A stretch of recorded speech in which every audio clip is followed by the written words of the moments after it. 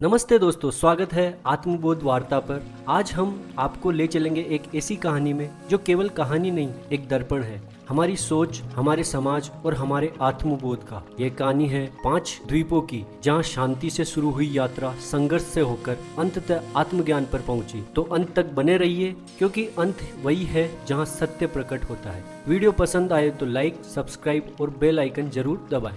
प्राचीन समय की बात है। एक विशाल समुद्र में 5 छोटे छोटे द्वीप बसे थे। हर द्वीप एक स्वतंत्र राज्य था, अपने नियम, सीमाएं और जीवन शैली के साथ। लोग सादगी से जीते थे और मानते थे कि उनका द्वीप ही संपूर्ण संसार है। उन्हें अपने किनारों के पार किसी और दुनिया की जानकारी ही नहीं थी। शांति थी, सरलता थी।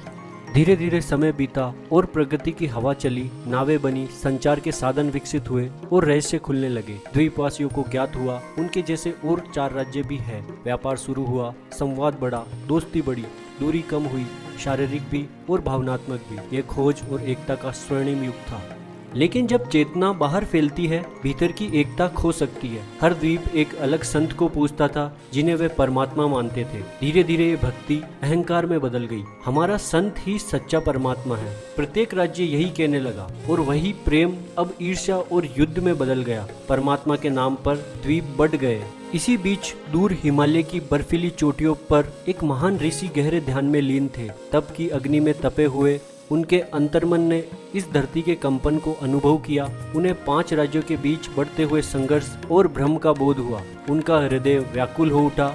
वे शांत नहीं रह सके। ध्यान से बाहर आकर ऋषि हिमालय के नीचे उतरे और 5 राज्यों की यात्रा पर निकल पड़े। उन्होंने एक एक राजा से भेंट की और उन्हें एक स्थान पर एकत्र होने का निमंत्रण दिया। जब सभी राजा उपस्थित हुए, ऋषि ने गंभीर स्वर में प्रश्न किया, तुम जिन संतों को परमात्मा मान बैठे हो, क्या उन्होंने कभी स्वयं को परमात्मा कहा था? राजाओं ने कुछ क्षण सोचा, फिर उत्तर दिया, नहीं, उन्होंने तो कभी ऐसा नहीं कहा। हमने ही उन्हें परमात्मा माना। ऋषि मुस्कुराए, पर उनकी आंखों में करुणा थी। उन्होंने कहा, ठीक यही भूल है तुम्हारी। कोई भी सच्चा संत स्वयं को परमात्मा नहीं कहता।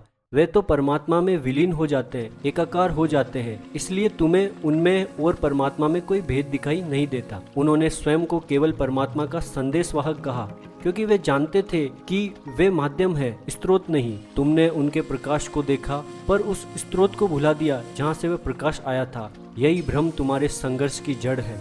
अंत में ऋषि ने कहा, हर संत ने एक ही बात कही, करुणा, मानवता और आत्मज्ञान। युद्ध का उपदेश किसी ने नहीं दिया। तुम वो कर रहे हो जो उन्होंने कभी नहीं कहा। जब तुम्हें यह अनुभव होगा कि परमात्मा तुम्हारे भीतर है, तब तुम भी विभाजन नहीं, एकता देखोगे। ऋषि के शब्दों ने राजाओं और जनता के हृदय को छू लिया। ध्यान, समझ और आत्मबोध के साथ वह अपने अपने द्वीप पर लौटे और धीरे धीरे शांति फिर से लौट आई। अब द्वीप केवल समुद्र से नहीं, आत्मा से भी जुड़े थे। यह थी 5 द्वीपों की कहानी। एक ऐसी कथा जो हमें सिखाती है, सच्चा धर्म वही है जो जोड़ता है और सच्चा परमात्मा हर जीव में बसता है। अगर आपको ये कहानी पसंद आई हो तो दिल से लाइक करें, नीचे कमेंट करके बताएं आपको इससे क्या सीख मिली और इस चैनल आत्मबोध वार्ता को सब्सक्राइब करना न भूलें। हम फिर मिलेंगे एक और प्रेरणादायक कथा में। नमस्ते।